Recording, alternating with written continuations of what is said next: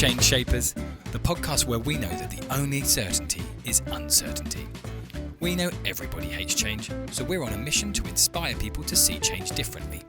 Our guest lineup of thought leaders, innovators and transformation pioneers will guide us through uncertainties and discover new opportunities which arise in these interesting times. Today we're joined by a leading manager across tech and broadcast media who then pivoted to professional coaching. Sabina Bunger is invested in people. With women and people from the global majority leaving their jobs in record numbers, how can businesses refocus their approach to retain employees? How can individuals be confident, balanced and fulfilled in navigating their career and take a proactive step towards change? As a fully accredited coach, Sabina explores why it's essential for businesses to engage all their stakeholders when approaching change, how to successfully bring new ideas to old structures, and why coaching is definitely not just therapy for business. Our guest today is Sabina Bunger, a network manager with a prestigious career across tech and broadcast media. After working for 20 years for companies such as Global Radio and GCap Media, Sabina is retrained as a professional and personal coach. Now, as a fully accredited coach, Sabina is helping individuals and businesses to transform how they see themselves in order to make better decisions about their professional and their personal lives. Sabina, welcome. Hi, thank you for having me. It's a really interesting topic, and I think we've talked a lot about leadership and kind of culture, and I think coaching sits quite well in both of those sides. But before we get into that, can you give us a little bit of an insight into who you are, what you do, and how you got started in coaching? Yeah, of course. So, as you mentioned, I'm a personal and professional coach. I'm accredited by the EMCC, which is the European Mentoring and Coaching Council, at a senior practitioner level. I primarily support women in media and tech with their career goals. I also occasionally help leaders in the charity sector. And how did I get into this? Well, funny story. I spent almost 20 years working in the media for a large media organisation in the tech department. First, I was an audio engineer. I moved around trying different things, but I ended up in the networks team. And then I worked my way up to end up being head of IP networks. I had a lot of fun. I learned a lot. I was a woman in a male-dominant industry. I had some frustrations, but it was a great overall experience. A personal bereavement highlighted some of the frustrations I'd been feeling. After that, I didn't really have the energy, or if I'm honest, the desire to put 100% back into my career or my work. So I used that opportunity to kind of take some time out, travel, and reevaluate my career path. Yeah. I decided to retrain as a coach. I wanted to use my existing skills and kind of focus on an area that I'm passionate about. And that's seeing more senior leaders from diverse backgrounds. And that all kind of stems from me wondering what different choices I might have made had I had a coach when I was in the workplace. What do you mean by kind of different choices there? Do you feel that you didn't have the opportunity to, or what was the kind of situation in tech? So if I'm being honest, I was blaming the broken system and waiting for it to change. Right. When I spent time reflecting and looking at the areas of my dissatisfaction, I was the common denominator. If I wanted things to change, I had to change. Right. So the beauty of coaching is that we get a respite from our busy days, from meeting to meeting, firefighting. We get time to explore what's going on in our heads and maybe look at different perspectives. So I might have registered that perhaps there were things that I could do differently. I might have been able to kind of have conversations with the company and look for different opportunities within that. Or maybe I would have looked for another role in another company. Yeah. So I think there could have been many options. But when you personally, and also I've seen it with my clients, when you are in a position and the brain fog comes in, you can't see anything else. So you need a space that you can talk freely. And it's difficult when talking to your manager or even HR, because as soon as these frustrations arise, people feel they need to tackle that, and clients or coachees might just need space to talk through their thoughts. So that's kind of what I mean about multiple options being available. It's really interesting because I think, a lot of conversations happen around culture, and, we read a lot about flexibility and these things that companies are trying to do to, provide those windows for people to talk about. But just from your perspective, you focus on coaching women and as you say, trying to raise diverse voices. What is the current state of the workplace for women in the global majority? Because I think, is there a difference from the media, the headlines around,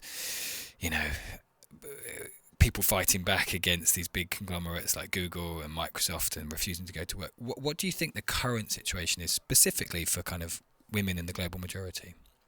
So I think it's still kind of a difficult situation. There have been even though there have been strides in recent years and we're seeing some changes in the senior level management, I think it's still difficult for women and diverse groups in those areas. And that can be from feeling a lack of belonging, workplace balance. Also, I think recent events, COVID, has highlighted that people want different things from their lives. So they're questioning whether they're able to get that where they are.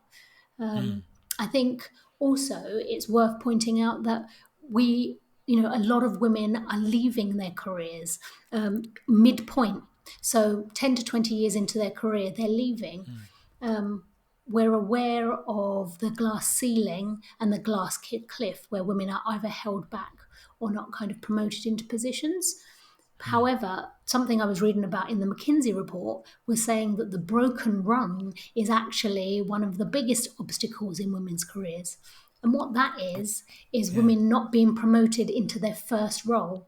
And I think the stat is something like for every 100 men that are promoted, only 87 women are. So that means that they're behind in the development and it's going to take longer to bridge that gap. So I found that really interesting. So that's a broken rung. Yeah, that is interesting.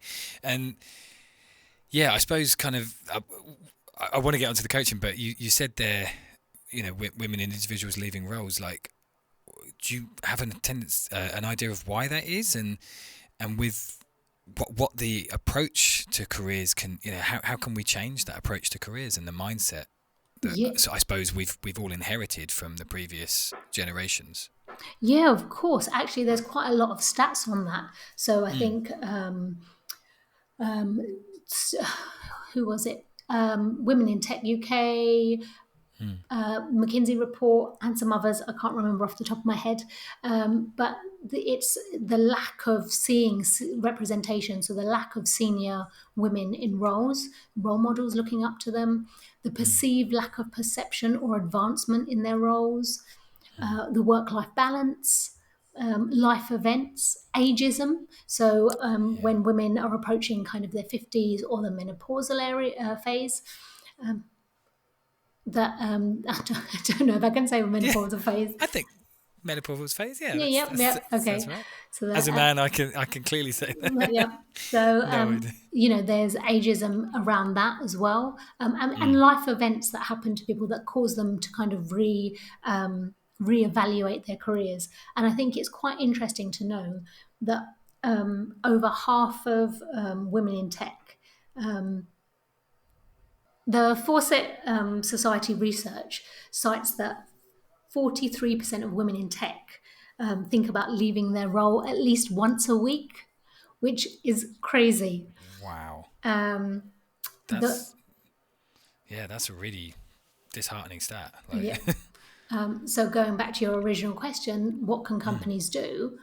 It is fostering inclusivity and belonging. It is training. It is training people up. It is transparency, giving people autonomy and flexibility. I think it's shown that flexibility and working from home are really important for men and women. And all of these things allow people to be more engaged, feel that they're a part of things, and that increases employee engagement, it increases retention. So, yeah, and obviously I'm going to say a coaching culture definitely helps as well. That's really, yeah. I was basically going to say, like, why did you choose coaching as a ways to support these individuals and let's be honest, the businesses as well, to kind of guide through and find pathways through all of these, as you say, the issues you've just mentioned there. What does coaching kind of achieve in that sense? It empowers individuals, companies, Mm, everybody really. It allows them to evaluate the situation and work out what they want. People get clarity from working out what they need and what they want. But more than that, it helps them deal with uncertainty. mm, So, we humans were programmed to want kind of comfort, certainty, and security. But unfortunately, the world's not that way. no, Coaching can help us kind of learn about ourselves. It increases our self awareness. It allows us to trust ourselves. mm, And so we can kind of deal with what's thrown at us. And in a business sense, that our leaders learn more about themselves, how they react in crises. If they understand their flight or fight response before things happen at work, they know what they are better capable of reacting to, what they need mm, to delegate. There are models out there that help them. There's the Caniffin model, which is really interesting. It allows people to look at how they're reacting to certain situations. So it's a decision making tool.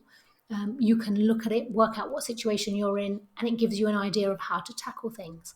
So I guess the mm. short answer to your question is coaching gives people tools to kind of cope with uncertainty and kind of life. Yeah, I mean, I don't want to kind of be dismissive, but and I'm not dismissive. I don't want to kind of put it in a context that's not right. But is it? Would you say coaching is just therapy for business, or is it more than that? And yeah, sorry Well, if that's no, not at all. Of course, I'm going to say it's more than that. Um, yeah, so, coaching is, I think it's a strategic tool for individuals and companies. It can be used for performance and mm, goals and specific issues. Therapy is looking backwards. It's looking at yeah, why things have happened and maybe dealing with issues. And there are probably some companies that could do with that. But coaching is more forward thinking or forward facing and thinking about the future. So, on an yeah, individual level, that allows people to kind of work out short term and long term goals and break those down into manageable tasks. And at a business level, that can be new managers learning how to cope with relationships with their hmm, team members. I've personally seen that in my coaching practice, where leaders have difficulties and it allows them to think about the situation from all angles and perhaps deal with it differently, or to think about how their management style might be contributing to what's going on. So, yeah. That's really interesting, and I think I see what you mean there. Of like looking back and looking forward, and you mentioned it a minute ago. Of you know, we don't know what the next COVID or global crisis. We know some of them that are upcoming with the environmental stuff. But one of the things that we say as Casares is the only certainty is uncertainty. And in your coaching perspective, how can companies benefit from I suppose an external perspective when dealing with that change, whether that's as an individual or kind of connecting all of their stakeholders? yeah, well, great question. So I think that an external perspective, it helps Mm, bring unbiased insights. It can be difficult when you're working in a company to feel that you can truly be honest with a manager or even a HR professional, because it might be taken the wrong way or it mm, might just be a fleeting thought. We all have frustrations or thoughts that perhaps aren't there the next day, mm, but they're good to explore. So I think an unbiased opinion helps with that. Fresh ideas and approaches can come from external perspectives. When you have been in a company a long time, we mm, end up repeating the same patterns and thinking that's the best way. So it's always good to have a fresh injection of inspiration or Yeah. innovation. And it also can bring focused expertise. Sometimes the people in the company don't have that expertise or aren't spending all day focusing on coaching. They have other parts of their day job, so it can be good for that. And as we mentioned earlier, it's forward thinking, it's for the future, so it can accelerate growth. Insights, we all have insights naturally, but it could take weeks, it could take months. But having a dedicated space to focus on that and reevaluate accelerates that growth and that change. And as we mentioned before, it also enhances employee engagement and retention. So, where we were talking about people leaving, if people are engaged, they are happier, they are satisfied, they feel that they've got autonomy over their work, they will be more productive, which then works for the company and their bottom line. Yeah. I mean, it makes sense, doesn't it? But yeah, I suppose it's that a lot of what we're talking about could be perceived, and I think, as I mentioned at the top, in the media, it is perceived as employees, individuals have one idea, companies have another idea. And yeah, kind of how we meet in the middle. How can you kind of create a culture and create the support network, whether that's coaching or, internal kind of culture that provides that platform, is flexible, gives individuals what they need, but let's be honest, as you say, bottom line, still makes an income. And how can we kind of, I suppose, take away that war between employees and business as it's seen so often? I have so many thoughts, so I will try and be coherent. It's so interesting. So, and actually, we're talking about you mentioned individuals and businesses, but it's also gendered. I hesitantly Yeah. say that, but it's quite interesting. So there's a few stats I've found that show that 77% of executive men believe that they're active allies for gender equality in their companies, compared Okay. to 45% women of the women executives agree. And so we're seeing the disparity there. And sorry, I'm just going to throw numbers at you. Despite there being government stats that show that in 79% of organizations, men are earning more than women, an hourly rate, 4 out of 5 men still believe that women are paid fairly and equally. 4 out of 5. Wow. So the reason I share that is that there is a misalignment even between the individuals. So until we have transparency, until we have open communication and engagement, and that then will affect the individuals and the businesses, there's this misalignment. So, and what I take from those stats, and I'd love to hear what you think, is that the female executives aren't speaking up. They're not saying, well, actually, what do you consider as an active ally? Because I'm not seeing the same thing. So, be that they don't have the confidence to speak up, be that, experiences that they've had that feel that they don't want to. And also, let's not forget, they're still trying to do a day job. So, this is on top of that. Yeah. I think the McKinsey report said something like the microaggressions have a macro impact. So, in terms of these stats, would you want to keep pointing out that it's not the same? It gets frustrating. And this is where I think coaching can have an impact. So on these male executives, you get them to think about their point of view. They question what they believe. Where has that come from? Where's the evidence? So it could work from both angles rather than just the women. But I'd love to hear what you think on those stats.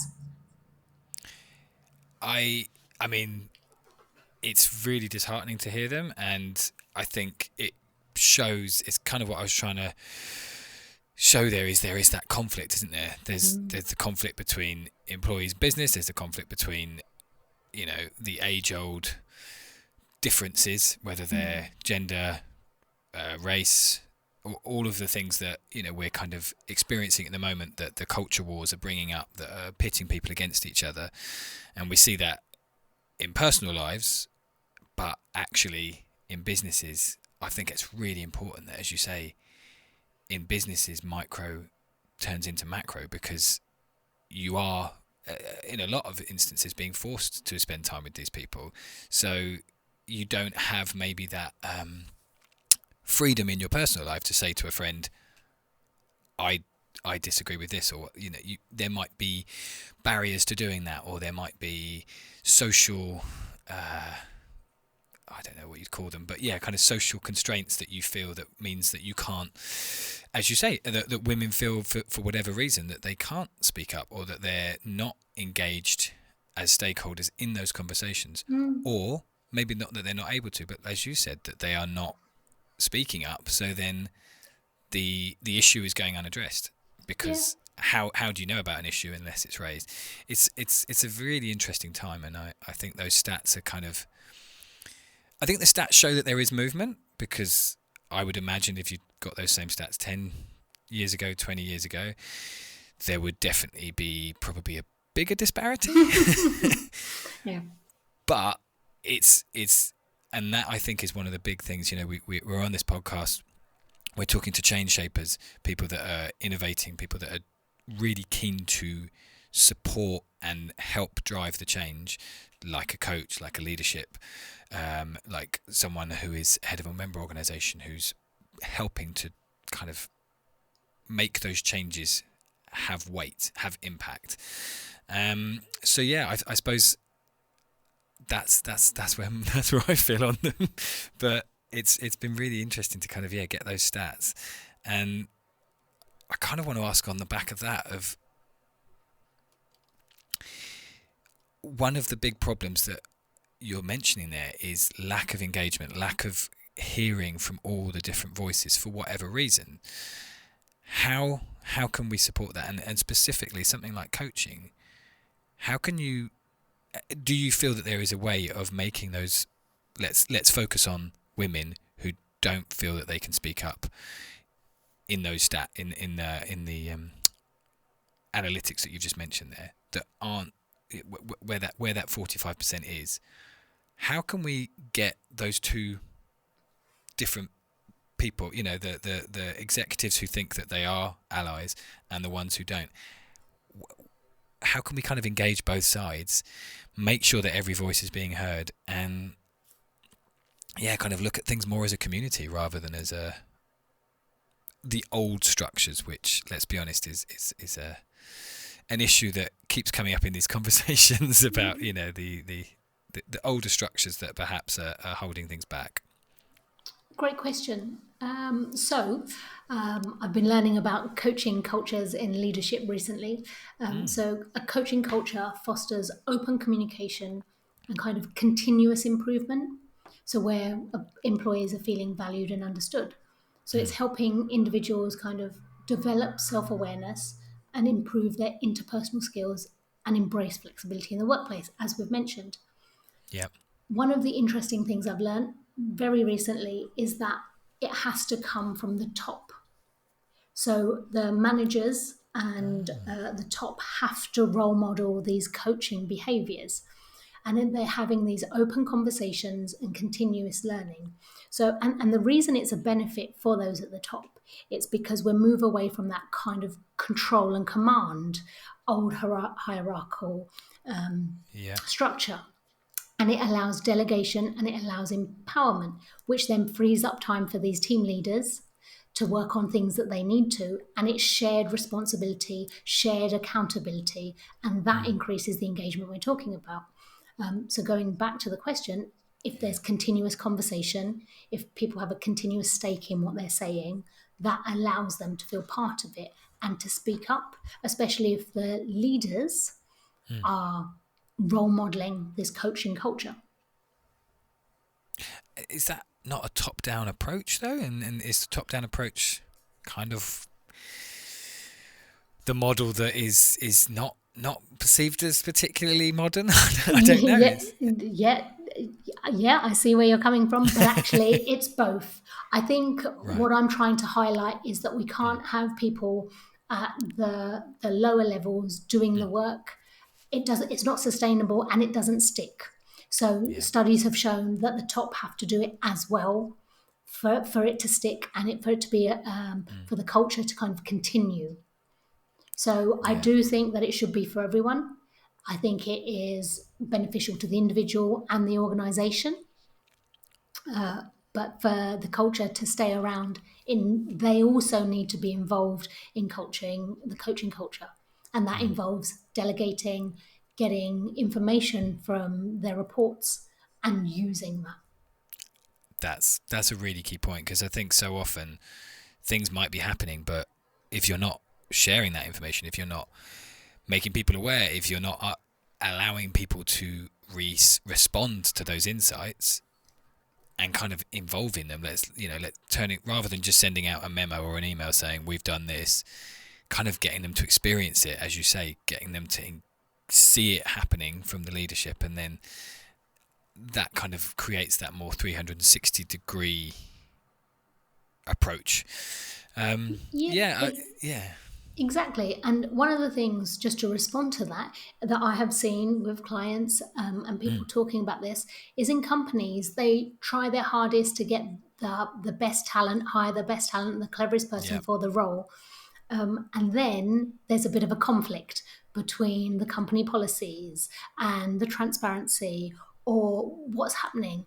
If you're hiring the best person for the job, you have to then trust them that they're going to do that and allow them to do that. So that kind of sits on the back of that as well, I think. Yeah, I think it's really interesting, and I think maybe that's one of the key things that I'm hearing about coaching is we ask for change in whatever respect that is, whether that's globally, in a business, in how we approach things. We want change to happen. We want this kind of bringing new ideas to old structures. But if there's not the support there to help them kind of get that linchpin, it's actually happening, it's actually kind of growing and building, then that's maybe where the change falls, and that's where, and I think it comes back to what you were saying at the top of the episode, where you were talking about uncertainty, and if you don't have that stability in place, you don't kind of help the change, help the transformation gain traction, then how can you, it's just going to fall apart at the first bit of uncertainty, let alone something as globally impactful as COVID or Ukraine, etc. So yeah, it's a really interesting focus there. I just want to ask you really quickly on a personal level. You mentioned at the top about your time at Media and Tech, and that you felt that there was support there, but you kind of didn't know how to approach it.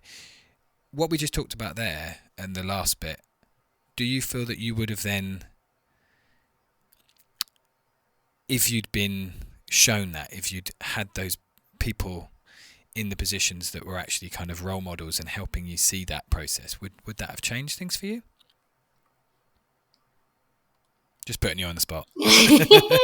Yeah, no, I'm thinking about it. It's a really difficult one, and it's something I have thought about because I am in a relative fortunate position. I had supportive managers and supportive colleagues, and I was able to try new things.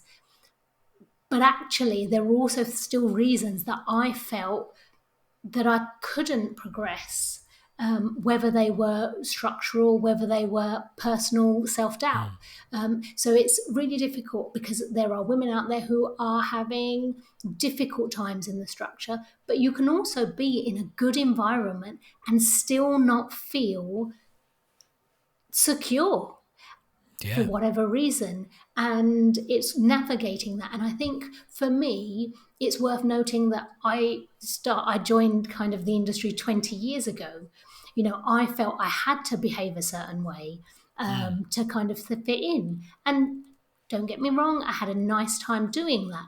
However, and I credit Gen Z for this, they wanted to bring their whole selves to work. And, it allowed me to do that and think about the changes that I wanted to bring into the workplace then. And so I think the world of work is very different to when I joined, but in some ways it's still the same. So the question was, would I have made different choices? Yeah. Would it help me if they were role modeling that? I think yes. I think the conversations could have been different. Maybe I would have understood what can change and what can't change. Um, what else? I think there's it's multifaceted. I think it's under the company understanding the individual understanding the company. But even with that, there are always other things that are going to happen, life events, the global pandemic that cause us to reevaluate. But I think it allows transparency, it allows progression, it allows Like a control over how you respond to it, or? I feel a little resistance to the word control, if I'm honest. I would say Sorry. no, don't apologize. I think I would use the word empowerment. It allows Ooh, yeah. people to be empowered in their career paths. I take the blame for this. I think a lot of women, and maybe the global majority, we wait for promotions. We wait for our hard work to be recognised, and that is part of the problem. Yeah. So, advice I would give my younger self, or if I'd had a coach, maybe I would have done this. I would have looked at what my goals were. What are my short term goals? Where do I want to be in 5 years? How am I going to get there? Whereas I went more with the flow because I felt that was what was expected of me. I wanted to do a good job, not stand out for being a woman or being a brown woman. Yeah. Whereas now, you can be all of those things and be ambitious. So I think, the landscape is very different now. So I think perhaps, yes, I would have behaved differently. And I'm aware you can't give any, personal details or specifics, but any of the case studies you've coached, have you seen them kind of come up against those same things, as you say, of kind of not going for, just waiting for things to happen? And what's your kind of response as a coach to those types of situations, as you say, that I believe are quite common, of just waiting for the pay rise, waiting for the new role, and how can coaching kind of help find that new career freedom? Yeah, no, I have definitely seen that. I have seen clients come in who I had a particular client who had recently had a baby, but still had ambitions to work up the corporate ladder and had to Yeah. kind of work out what her feelings around that were and how that will be possible. And through coaching, she recognized that her perceived timeline of things didn't actually have to be that way. She could apply for a job that was 2 levels higher. She could look at how she showed up in the world and how that affects her relationship with her team. I've had other clients that had to decide between 2 roles and working out which one they should take. But actually, it goes fundamentally deeper than that. What life do you want? What is going to aid that? And actually tackling decisions in a far healthier manner. Yeah. I've had senior leaders who were leaving roles and weren't sure what to do next. They spent time evaluating what was important to them. That happened to be freedom and time. So they decided to take a contractor role and focus on a creative side passion. I think, as we've mentioned several times, that COVID has kind of changed people's perspectives of what they're willing to do. Yeah. Our parents, thought that they would work for a long time and then enjoy their retirement. Exactly. Whereas we are recognizing now that that might not be an option. So people want to enjoy life now. The younger generation don't see buying property as something that it will be definitely available to them. So they want to find purpose in their work life. And as we've talked about, I think that's another thing that causes the conflict with the old style of work and the new style of finding purpose and meaning. Yeah. And I think all of those things are really clear for the individuals, like the benefits there. But when you supported those case studies, do you feel that then provides positive impact for the business that they're working in, whether it's they stay at the same one or, you know, where they choose to go? And let's be honest, the wider world of work, because I think that's the key thing that I'm hearing is there's the real focus on individuals, but it's actually kind of supporting everything and Yeah, of course. It's that ripple effect. When we're young, we want to change the world, but as we kind of grow older, we realize we can only change ourselves, which then in turn changes the world. But yeah, so with these clients, they are looking at how they are behaving in their management roles, so that improves their relationships. The people who are deciding between jobs, they then work out if they're staying and then or going, and that allows them to be more engaged with the company. That allows them to be more productive. So we hear about companies losing out from absenteeism. If people are more engaged and they know what they want and they feel the purpose in their work, they're more productive, which then helps the companies. So that is how I see it playing out. Yeah. And do you just kind of wrapping up? But do you provide any kind of coaching for businesses or teams in particular, rather as well as the individuals? Yeah, that is something that I am looking to move into. I have been I'm working as an associate coach, helping leaders in the charity sector. My mind went blank there. So yeah, there's that, and I am doing a bit of training in group coaching at the moment as well, and that's quite interesting because within teams you are allowing the teams to coach one another, so that helps them be better in kind of making decisions, or it helps them in projects, so you're coming up with the best solutions rather than falling into, as we've described it, old ways of waiting for the leader to tell you what to do. So yeah, that is something that I am looking to expand into. I think it's really clear that when we're talking about transformation, when we're talking about change, kind of that need for coaching, outside perspective, kind of support is essential. And thank you so much for bringing your expertise and your insights to the episode today. Sabina, where can people find you, and kind of how can people get in touch with you? Well, thank you for having me. People are more than welcome to add me on LinkedIn. I can be found there under Sabina Bunger. There's more on my website, coachingwithsabina.com, and I have the same handle at Instagram, Coaching with Sabina. So yeah, I'd love to hear from you. Thank you. And all the links will be in the show notes. Sabina, I'd like to kind of just finish on a bit of a question. And obviously we've talked a lot today about the workplace, about the state of things, about kind of the change to where we're working, how Gen Z are changing that. What do you see as the future? Do you have a positive outlook, or are you kind of like, oh God, we're going back to the 50s? No, I think I am an eternal. Okay, you can Both, cut that out. So I am a eternal optimist.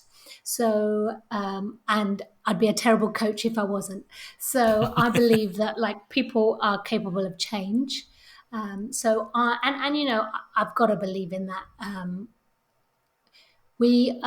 I heard an interesting thing. We all picture dystopia, but very few of us think about utopia. And so we're not using our imaginations. But it's all possible, right? Because our solutions come from our imaginations and our creativity. So yes, I believe that there is a way forward. I just want it to be faster. Sabina, it's a lovely note to end on, and thank you again so much for your time. Well, there you have it. Powerful insights into the world of business and what lies ahead. Thank you to all our Change Shapers listeners for tuning into our podcast, and to our guest today for sharing their knowledge with our community. Our episodes are designed to spark conversation and start collaborations. So if you're interested by what you heard, then please share with your colleagues or on social media and join the chat with our guest today. Change Shapers is part of the Casaris brand, and we can be found on LinkedIn. Just search for COSARIS, or on Instagram as Change Shapers Podcast.